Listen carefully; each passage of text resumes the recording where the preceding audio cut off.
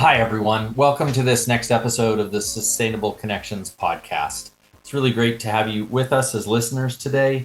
If you are at all regular with this podcast, then you may have heard my voice before, but to introduce myself, I'm Mark Lee.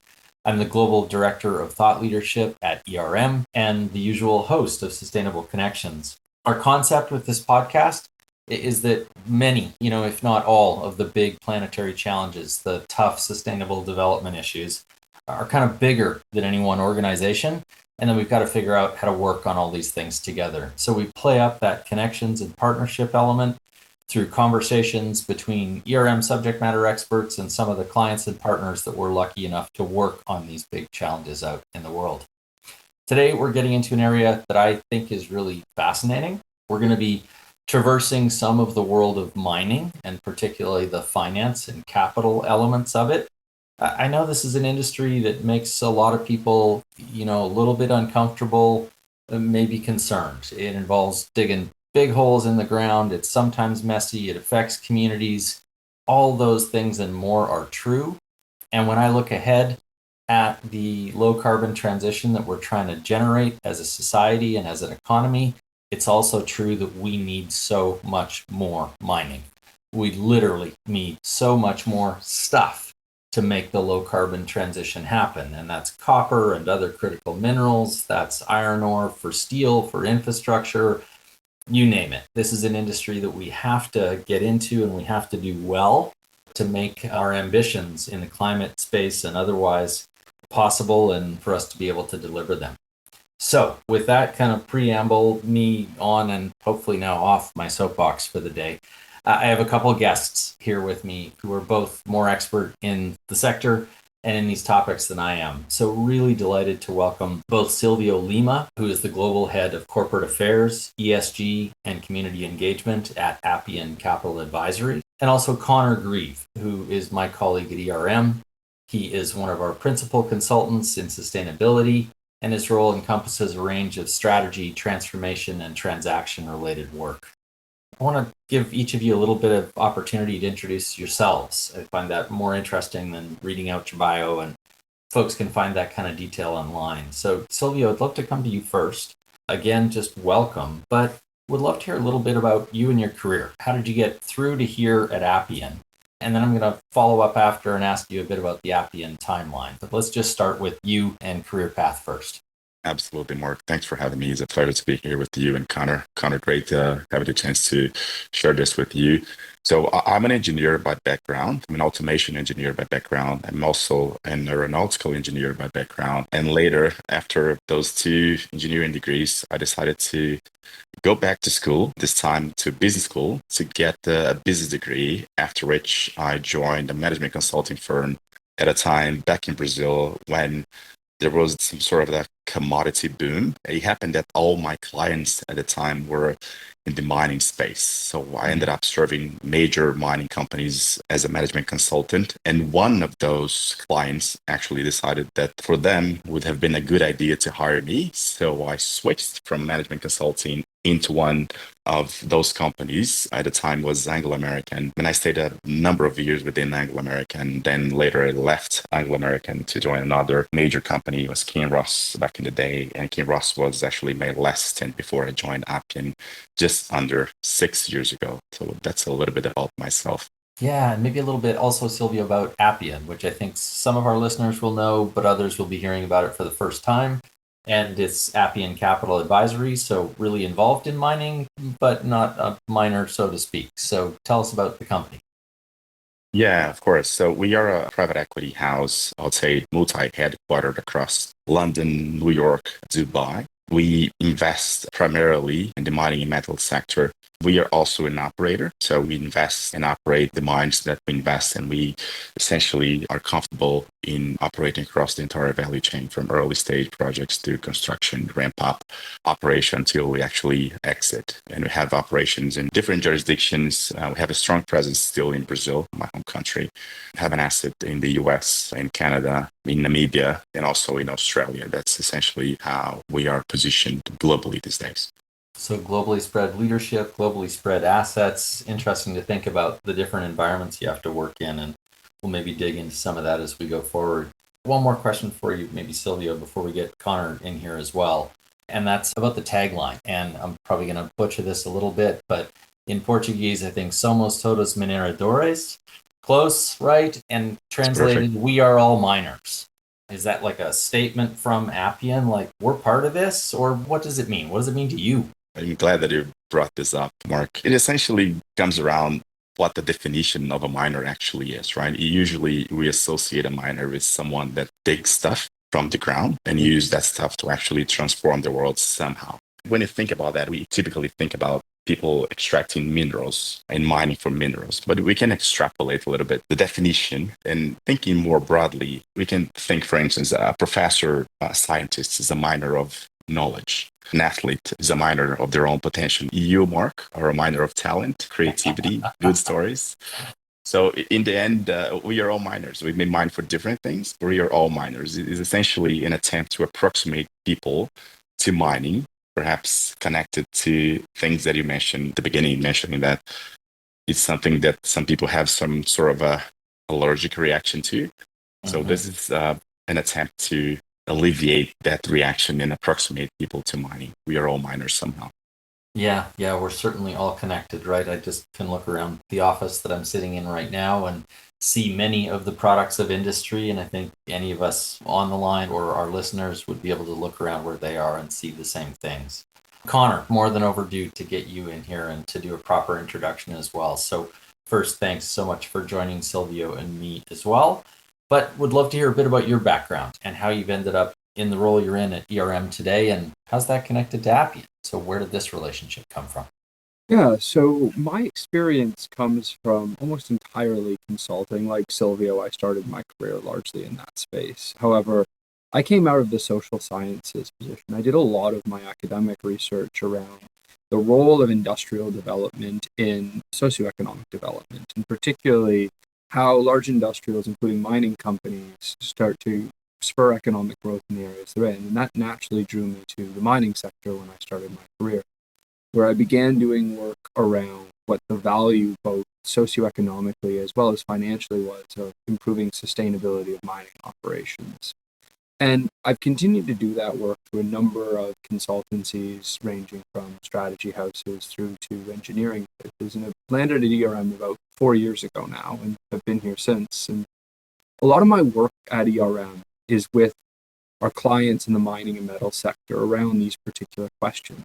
And it's really how they understand the world that they're in, how they interpret that and make choices, and in a way that helps them maximize value, whether it be the impact they have or the financial value that they're hoping to return from doing better on sustainability. And through that, I'm lucky enough to work closely with Silvio, who it's wonderful to have the chance to do this with, along with yourself, Mark. And Silvio and I started working together, I think almost 2 years ago now at this point, on a deal where one of our colleagues in Brazil made the introduction to someone in North America who could help them look at a particular asset. And since then, I think it's been near constant at this point, and all over the world, I've worked with Silvio across commodities, jurisdictions, parts of the deal cycle and type, and in addition to Silvio, many of his other wonderful colleagues at Appian, in terms of how they think about environmental and social risk and the opportunities that may be presented to the business to really help out some smaller mining companies and generate both financial value for the firm and bring important materials to market. Great stuff. And we'll get into some of those aspects of how these things apply to miners of different sizes, so the juniors and others, and kind of range across a few of the things you did. But before we move on, Conor, just curious, Silvio told us there was a couple of engineering degrees in his background, and then he moved on to business school in his current role. You referred back to the social sciences, and I'm curious, how do you find your social sciences education and training still coming to life in the work you do now? It comes out in everything I do. I say social sciences, but it's really economics, and I still think like an economist in almost everything I do. So how do things move through the economy and have a system that works and create positive benefits and feedback loops within that system? And it really translates well into sustainability. As you open the podcast, it's not one actor and it can't be in isolation. It's that connectivity is where we see a lot of the advantages come through it. So every day, some of the things that I learned in school show up in how I think about the problems I work with. You're putting truth behind Silvio's comment that we're all miners and we're just using the skills and the education that we have differently, right? So you're still mining the economics degree as you do this other work. Silvio, I want to come back to you and we'll move from our history to what we're doing now. And we got a bit on Appian, but I'd love to dig in a little bit more and maybe you can tell us how Appian is unique in industry. Or what's an example of how Appian might do things differently compared to some of your peers and competitors? Yeah, I guess there are many ways and instances that happen. One of the elements in the PE space is that PE is very intense. We can move very fast. We don't have time for corporate politics. And usually and essentially, you have a very clear plan and a very clear set of incentives that allow us to work as a team towards a common goal. So that's, compared to major mining companies that I've had the chance to work with is materially different in terms of the setup. Usually at that side of the table, it's much harder to steer the boat. And here we need to move fast and move towards a goal without losing sight of anything at any point in time. That's one element. But I guess above and beyond this, we leverage a concept that we internally at Appian we call technical arbitrage. We believe that we have a good ability to reimagine things that are actually critical rather than leaning on documents. This is how things are done. So we consistently look for outside of the box alternatives that, for whatever reason, may have been overlooked over time. We leverage a very strong in-house technical team, all focused on identifying and optimizing undervalued mining projects. And we are able, essentially, leveraging this concept of technical arbitrage to create significant value for our investors. So that's, I would say, the two main elements in terms of how we position ourselves differently compared to a standard mining operating company. And a couple things. One, I want to make sure everybody who's listening got PE and immediately thought private equity. So we will try and avoid our abbreviations here to help all of you listening. Second, I just want to play out the technical arbitrage thing. When I think of kind of classic arbitrage, it's the difference in value between a couple things. And whether it's currency or otherwise, you can make money on the gap. If it's technical arbitrage, is that Appian looking in and you have a unique way to apply technical knowledge and therefore can get more out of a potential asset? Or what does that mean? And that's exactly it. Perhaps get more out of a potential asset, or perhaps make a latent resource become an actual cash operating asset that has been lying there for years, thinking in a certain way that would not have allowed that asset to become an actual operation. And when we apply this technical arbitrage concept and approach with outside of the box thinking, we can identify other ways to make that project work and actually become real, become an operation rather than being a resource lying there, generating zero value for anyone. Gotcha. Thanks for playing that out a little bit further. Conor, so here we have Appian. It's Appian Capital. They're private equity. They're looking for opportunities where there's technical arbitrage. This is all about mergers and acquisitions in a sense, right? And one of my observations, non-expert, talking to people like you, is that there's an increasing amount of M&A activity in mining in recent years related to commodity prices and the impact that that's having on access to capital. Couple things for you. First, how have lower commodity prices and the shift to mergers and acquisitions kind of changed the mining industry's approach to assessing sustainability, risk, and opportunity as all those transactions take place? So I think there's a few things going on with that. So of course there's the low price environment, and that makes things challenging from both an economic standpoint when we talk about the ability to develop mines in that case, where you only have so much resource in the ground, and the ability to extract that economically and get returns is often a direct function of both prices and the way in which you're going to do it. And price is something you have very little control over in most cases. But it's also a function of where we started this. We have so much need for new metals. And with that, the future in medium and long-term demand is going to be so significant that there's an increased push to build out the pipeline of some of these major companies here. And mining has an inherent role in the way the sector is structured. There's a lot of very small companies that are out prospecting, out doing exploration, maybe have a single project at this time. And then there are a lot of bigger companies that maybe do some of that on their own, but they're also looking around at the smaller companies to pick them up when they think they're at the right stage, that they can start to maximize value, add them to their existing asset base where they might have synergies. And together, these two things will create some of that opportunity that we're seeing in some of that intensity. So you have junior miners who can't hold out as long, they're struggling with some of the economics that return there, so they have a push to sell. Then you have major mining companies, they have this medium to long-term demand that really is going to drive some of that need to buy at a more rapid pace here. And this is in part because of the nature of the sector. It takes a very long time to develop a mine. It can take between 10 and 20 years from early exploration all the way through development, in many cases even longer. So with that, if you want to have some of these minerals we need for net zero in 2050, you're looking right now to find some of those. And that's what a lot of the major companies are doing. And I think connecting to some of what Silvio mentioned here is what this creates is a higher price as well for purchasing some of these assets. So that means that this idea of technical arbitrage is very, very important. So to have success in M&A at this point, it's about having a real strong thesis in your deal as to why you can create value, where perhaps the current operator can't, or someone else may not be able to for various reasons. And so in that environment, Conor, low cost for the actual commodities, high prices in many transactions, does that bring more attention to bear on the sustainability risk and opportunity side? Less? Like, how do those factors play in this environment? It really brings more attention. With that, you're starting to see more marginal projects become of interest in that case. You have to go to more risky areas in order to get the type of resource you need in a high price environment.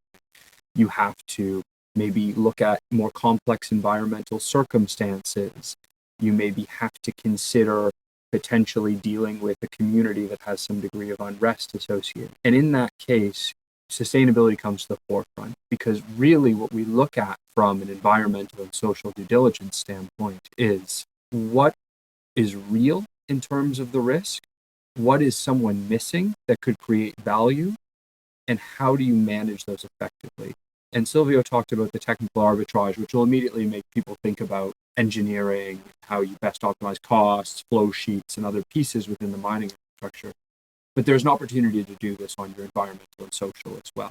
And the capability to do that shows up more and more in the market with some of the current circumstances. Well, Silvio, let's bring this back to you and what it looks like in the market from an Appian perspective. Could you even walk us through kind of an M&A deal cycle, and where does the sustainability due diligence fit into that? And how do you factor it alongside the technical arbitrage opportunities you're kind of looking for? Essentially, we analyze every opportunity from at least 3 perspectives. One, obviously, technical perspective, of course, the financial perspective, but we always bring as well a softer approach. We always look at the management team, at people side of things as well. So on the technical side, we look at the resource potential, mine plans, schedule, capex, and obviously the ESG elements on the financial side. The team looks at structuring the deal itself, the capex structure, offtake agreements, and whatnot. But given what my role actually is, I'll focus more on the ESG side of things. So for us, at any point in time, in the deal cycle or in the asset life cycle with us, we do not do or see ESG as some sort of a check-the-box exercise. We embed this across the entire deal cycle, from screening to exit. And Appian has been operating this way since inception back in 2012. In the screening phase, we already bring up a very systematic approach. So we start assessing the main elements that could potentially play a role as a binary risk. We need to understand the main elements from the get-go on the environmental side of things, on the social risks, to create our initial hypothesis. Can we find a realistic path to permit this? Is there any legacy issues with respect to communities, land access, environmental liabilities? Any biodiversity elements? Can we finance this project going forward? So we need to go through and identify what that could actually play a role as binary risks that could prevent us from generating any value at all in that asset. And then after that screening phase, we go to a deeper level of a due diligence phase where we actually go to site. I'm going to do a very deep analysis and to cross-check that against international frameworks such as the IFC performance standards, greater principles. When you look at tailings facilities, we bring along the ICMM and International Councils of Mining and Metals standards to tailings management, so we can see whether or not there is a clear path to meet those standards and at what cost, under which timeline. And can we, again, finance this project, connecting this to the discussion that I alluded to earlier in terms of the capital structure, maybe the financial side of things. So we need to find very clear evidence that this path does exist in line with best international practices, irrespective of the jurisdiction. And obviously, there are ways to do things that others perhaps would overlook or decide not to for many reasons. One of them, perhaps applying the technical arbitrage concept into the ESG side of things. We are a patient investor, so we have more time than others. We are looking for long term. We can wait 10, 12 years, collect our returns.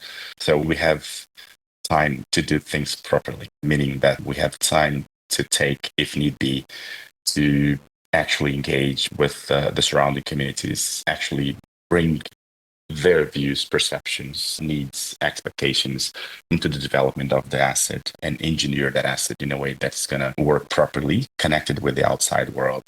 And not everyone would have perhaps the patience to do that, or perhaps I would even dare to say the capability of doing this, because this may sound simple, but it is complex. For those practitioners that are connected to that side of the business, they would recognize that this is a complicated element for sure.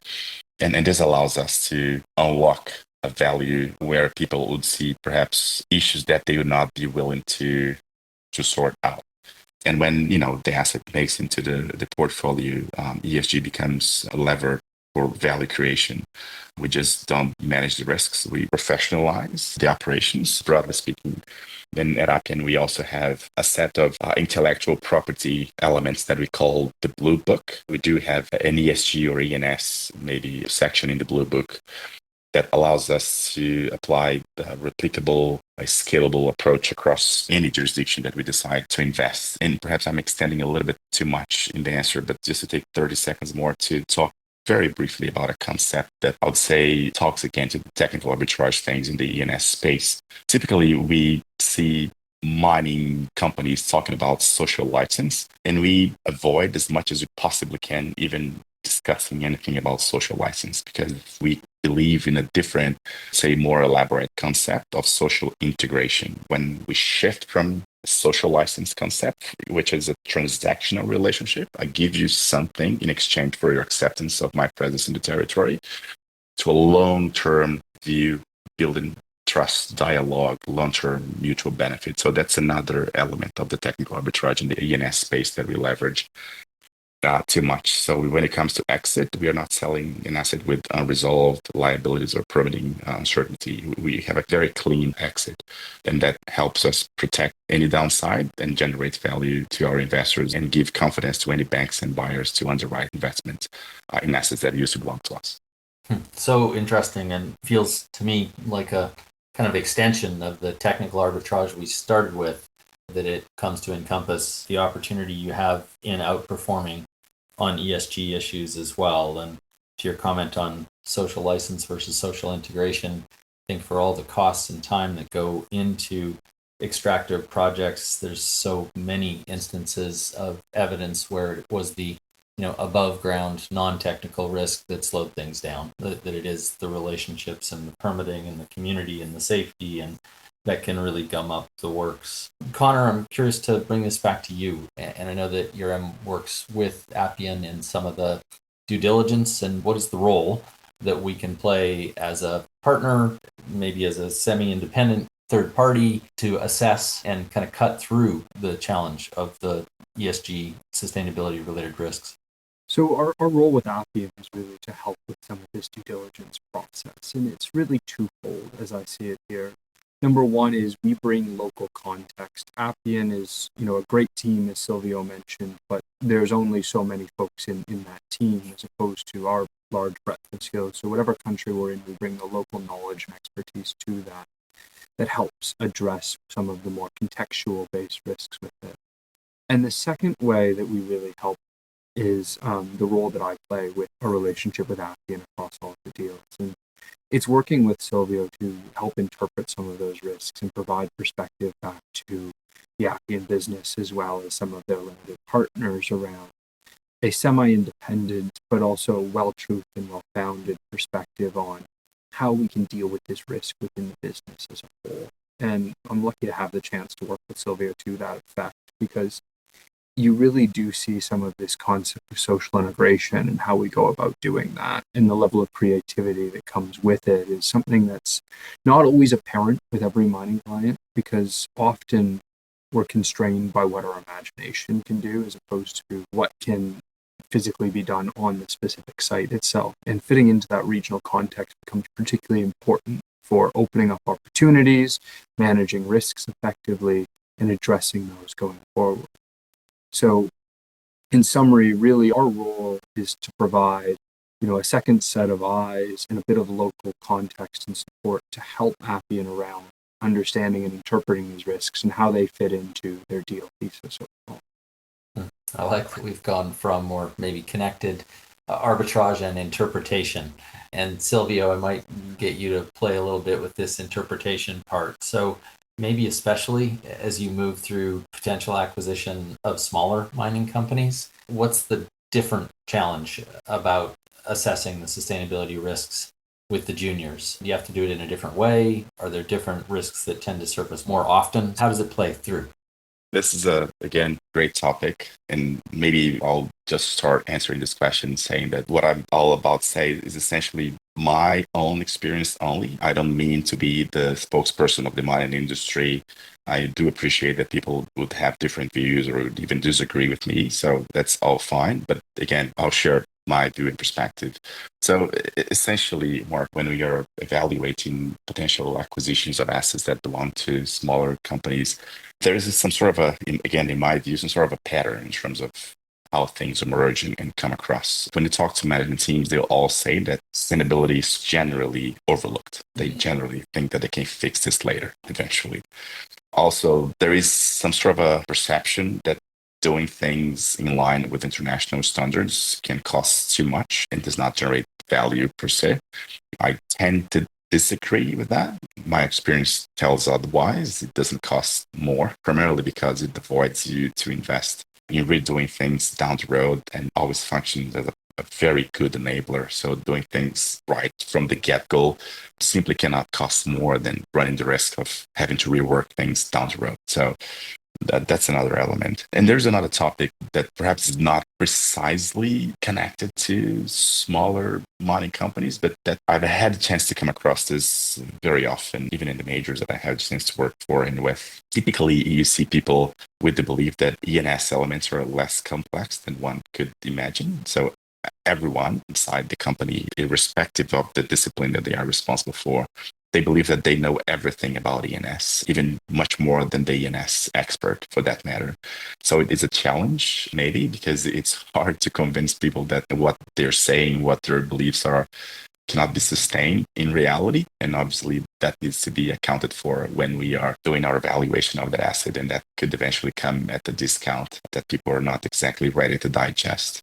So I guess those are the main elements that typically come across, and we have to be cautious and cognizant on those topics to make sure we can evaluate those properly and understand those as much as you possibly can, so we can cross-check that against our risk appetite and make sure that we are investing in something that makes sense for us. Yeah, and part of that investment being in raising operational processes and everything to meet those international standards that you see as kind of safeguarding your investment through its life cycle, right? Conor, I want to bring this back to you, but kind of blow it out beyond Appian. Like, is the approach and the way we're talking about it here now becoming the norm across the industry and in the range of deals that you look at? What are the other ways in which you see this playing through the M&A world? I'll borrow Silvio's disclaimer for this as well about it being my experience in this case. You're both being very generous. Yeah, it's very important, I think, to recognize this. But I think a lot of what Silvio has mentioned here rings true throughout the industry. I think there's often a comment around, we don't need to do this, we are in a safe jurisdiction, is a common thing you'll hear, or our project is different and this is overkill to it. and many other pieces in that vein. And some of this is born out of the assumptions that management teams make about their knowledge of ENS factors, and some of it is also a bit of human nature. We tend to be optimistic as a species, and we don't like to think about bad things happening, so we push those down in how we do it. But I'd also highlight another thing that is really important here, and some of it is to just recognize the circumstance many of these mining companies are in. They're in a perpetual capital raise, trying to fund their next program in order to advance the project, develop their resource, hoping for someone like Silvio and Appian to come by and say, this is something that we think we can fund and we can pick up and move forward with it. And in that, it can create an aspect of short-termism, which gives a different perspective than what Silvio and Appian are allowed to take on in this case, which is a more long-term perspective, being a private equity fund in that case. So there is a component of it, and I don't necessarily think that it's an excuse, because often you don't need to maybe do as much drilling. You could do a little bit more engagement. You could look at some of your core environmental factors a little earlier in the process, all of which are helpful getting to that point and de-risking the asset. But broadly, the situation that Silvio has described is pretty typical across the industry in that context. So if we're kind of making the case here that, I think we're more than kind of making the case, we are making the case that ESG and sustainability play a role in value creation opportunities through the deal cycle and in mining generally. Mm-hmm. But we've still got folks at all different stages of development, operating in different regions, different levels of maturity, probably as organizations. Conor, is there this is where you should start when you're talking to junior miners and developers, thinking through developing a new asset to sell later? Is there a checklist, like you all must consider these things as you begin? I don't like to think of a checklist approach to this, but there is somewhere that you should start. And that's the way you take your resource and your technical risk incredibly seriously, and you work to reduce that risk, increase your degree of certainty, whether it be through more detailed engineering design or more evaluation of the resource. Bring the same care and attention to your social and environmental risks. As has been noted a few times by all of us on this conversation, I think, is those are the ones that really cripple you. You can always optimize for cost. You can look at different recovery methods and different head grade cutoffs in order to manage your resource and your engineering components in it. But many of these environmental and social risks, if they're not addressed early, they become baked into your project. And that creates challenges throughout your entire life cycle. It will extend how long it takes you to permit and build the mine. It will increase your costs of operating in perpetuity. It will increase the degree of scrutiny that you receive. It will harm your reputation as a business as a whole if those risks are not necessarily managed. So as opposed to a pure checklist, really taking those risks as seriously as you take some of your typically referred to as technical or mine engineering geology risks seriously. You know, if you're not sure where to start, there are plenty of resources, some of which Silvio has listed out here. The IFC performance standards, often in non-OECD countries, are a good place to start. You can look at the various commodity or industry standards that are out there in terms of what the major players are doing and perhaps what customers are often expecting from a base metals mine in particular. And all of these pieces can help you really understand it from a kind of blank page. But many times I don't think it's as much that as it is we thought a lot about our engineering and geology. We didn't think about as much how we interact with the environment that we're in. When I say the environment, I mean the social and biophysical environment in this case. Yeah, got you. And Silvio, maybe I want to connect that back to the emphasis that Appian places on social integration as opposed to just social license to operate. And can we bring that straight to the communities? You know, the folks who are near operations, the folks who feed and clothe and care for our workers when they're off shift, the workers themselves. Like, what is essential in Appian's experience, in your experience, about managing that community relationship? This is a very difficult topic, I guess, but I'm happy to elaborate on that one. Again, many people tend to disagree with me on this one because I have maybe a very strong view. But again, based on my experience and based on my long life doing this, the main challenge to get things properly done this is obvious, I know, but I'll elaborate, is having the right people in place. Again, it's pretty obvious that having the right people is the starting point. But the thing is, it is extremely hard to find the right people to do this type of work. Extremely hard. I cannot emphasize this enough, how difficult it is to find the right people. You find a lot of people that can do the work, eventually can do a check the box type of work. But this work is not a check the box exercise that I've alluded to earlier. You have to actually be involved with it. You not only have to like it, it can not only be your job, you need to find purpose in doing that kind of work. And this is a difficult job. It's not an easy job, it's a difficult job. Maybe not precisely from a technical perspective. One could think that from a technical perspective, it can be, if not easy, but the solutions are somewhat known. But everything that involves dealing with people, dealing with people's interests, expectations, perhaps dreams, even people's lives in some sense, it becomes a very difficult task. And this is the reason why someone that would do this kind of work would need to see purpose, and finding people that can actually see purpose in doing this, at the same time are able to look at this work not from a task execution perspective, but from a business perspective, is extremely hard.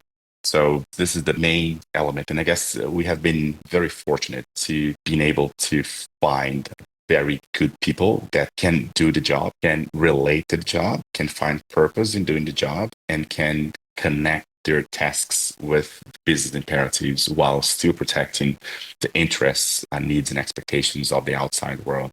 And this has been extremely crucial for us to be able to deliver what we have been delivering, but it remains very hard to find these people. They're very scarce. Cannot underscore the livelihood piece more than Silvio has here. It is not sometimes people's livelihoods, it's always people's livelihoods in their lives with it. Mining, particularly in the African continent, the South American continent, and in many places in Southeast Asia, you will have formal resettlements in the physical sense where you are uprooting communities in order to move them.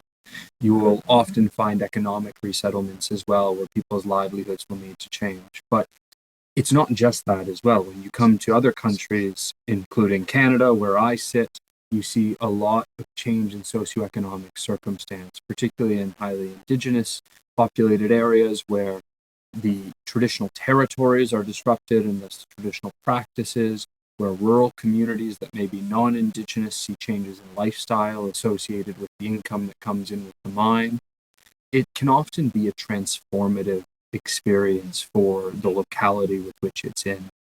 So to Silvio's point, there's no checklist that you can hit that says, well, we looked at this part, then we looked at this part, because it's inherently emotional, it's identity-based, it's tied to it. And balancing the needs of the company and the needs of that community in order to come up with something that is financially and socially sustainable becomes critical in those circumstances. And often recognizing the environmental connectivity of mining, so digging very large holes and processing things with chemicals and all of the other things that we do. It also is, how does it impact ecosystem services provided, and that third intersection of environmental sustainability comes into it. Thanks, Conor. The addition on the community piece and the kind of inherent complexity, right, of people and the qualitative nature of dealing with individuals and communities. Great to have played that through in some more depth. Silvio, I think we're getting to the point where it probably makes sense to bring the conversation to a close. And I wonder if we can take the various threads we've had in the conversation, all the way from technical arbitrage through interpretation, through the importance of environmental and safety performance, the package, and put that in a concrete example. One of the things we talked about preparing for the podcast was an asset that Appian recently sold. Mineração Verde, the name of the asset. And I think you took it through the full deal cycle. So can you kind of close us out by talking through how that illustrated the success you're trying to have managing sustainability related risks and opportunities through a deal cycle? Yeah, absolutely. Maybe I should talk a little bit about some technical aspects, and then one example within the ENS space connected to Mineração Verde. We usually refer to that as MVP, the acronym. But this is actually a great example of Appian's ability to identify an asset that had been overlooked for many years with the in-house technical team and realize potential, optimize value. So Appian acquired MVV back in 2018 with 10 people. That was the whole essence of MVV at the time. And Appian completed the definitive feasibility study, the DFS, but not based on what the previous owners had in mind. Based on the rescoped version of the project that Appian's technical team envisaged during the due diligence. So rather than focusing on a large pit, a large plant throughput, the changes led to a lower initial capex and a higher grade portion of the pit, a smaller throughput of the plant. And this brought capex down from 420 million to just shy of 250 million. So this actually made the project viable. The $420 million capex, as the previous management would foresee, would essentially not make the project viable. And that's precisely the reason why it was there. So we were able to rescope, build, commission, operate, and recently exit that asset. And a little bit more of detail in the DNS space, just to give you some context, this asset was built in one of the poorest states in Brazil, the state of Alagoas, in a region in the state of Alagoas that used to leverage cultivation of sugarcane and tobacco. Zero mining history. This is the first ever mine to be operational in that state. From the get-go, we wanted to make sure that we would leave a legacy there. The easy path would have been going elsewhere and hiring people, move them to the location of that site and have them operate that asset. But we elected very early to do a completely different approach. So we elected to design and implement a long training effort to hire and train locals. So we hired them, we paid them a salary, we trained them for over a year. And after the training was kind of complete, we flew them to another asset belonging to asset, a sister company called Atlantic Nickel, where they could actually hone their skills. And then we brought them back to MVV to actually operate that asset, being coached by master operators that we brought for a limited period of time, a few months. And essentially that allowed us to actually retain more than 80% of local hiring in that scenario where there has been historically zero mining. So that changed dramatically the lives of those people. I perhaps would dare to say that we have had the chance to break generational cycles of vulnerability in that region. Some of those people that we hired used to work in a context in which they would have to ask permission to go to the toilet. Now they have a decent job, a decent salary, decent health insurance, paid leave. They have dignity, essentially. So they can provide for their families. They become role models in the region, and they now inspire others to achieve similar conditions. So this is a good example of going the extra mile, going to do things that are not exactly obvious and obviously more difficult than it would have been just to hire people with experience.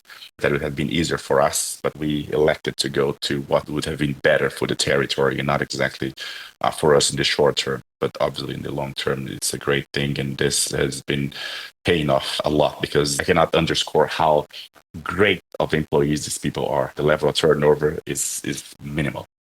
That makes it even better, right? To hear that you managed to pull 80% from a region with no mining history and to pull them away from what in some cases I'm sure was generational poverty in the sugarcane and tobacco industry, knowing just a little bit about some of that legacy is pretty remarkable.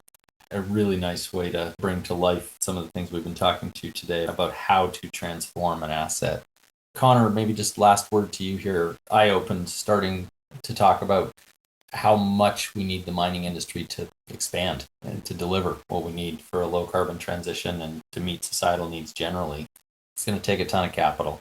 Sustainability risk is part of that. What's your prediction for how that plays over the next few years? What's happening next? I think there's two core parts to this. One of it's external and it's the capital provision, and the other is internal to the sector as well. I'll start with the external side of it. So we need more of the major capital players to come into the sector, some of which have eschewed it. Many institutional investors, longer-term holders like sovereign wealth funds. Many of these investors have chosen to avoid the sector, and that needs to change. And we're starting to see that change. Some of these companies are starting to explore what it could take to invest in that sector, what types of things would need to be true. And we're also seeing some of the supply chain partners begin to invest directly as well, whether it be the technology sector or the automotive and manufacturing sectors are also quite active investing in the mining sector now. But where I really want to focus my time is on the mining sector and what needs to change. There's a reason why some of these capital providers have eschewed the sector, and it's for the challenges the sector has when it comes to managing its environmental and social impact, as well as some of the technical challenges that they have as well in terms of delivering on time and budget. With that, the mining sector needs to really understand some of these risks and understand what is going for it, because regulatory regimes are reacting to. You're not able to escape some of the cost implications. These are killing projects at this point in terms of your ability to advance on environmental or social risk. So if you're not necessarily doing these things the right way, you're not going to be able to operate. You're not going to get the capital that you need and the trust from society as a whole in order to deliver some of these minerals. And while there are great operators, and I don't want to suggest that all of the mining sector is a monolith, broadly, there are still gaps in how we've operated. And even those who are doing very well right now need to continue to push and drive and demonstrate why this is such a great sector to work in the great things that the industry does do in many cases, in the landscapes and in the communities that we've worked in, not the least of which the example that Silvio has just provided here. Yeah, I think moving forward will require equally being frank, transparent, accepting about the trust and other challenges, and also building on and broadcasting the good practices that exist and making them more a part of the future. Silvio and Conor, thank you so much. For those of you who've been listening to us on the line, I've been speaking with Silvio Lima of Appian Capital Advisory and also Conor Grieve, my colleague here at ERM. We appreciate you sticking with us through the course of the conversation. If you are curious about other Sustainable Connections podcasts, they are available on your podcast source of choice, the Apple, Google, other platforms, and also available on ERM.com, where you can learn more about our organization if you choose. Thanks again, Silvio, Conor. It's been great to have this conversation with you.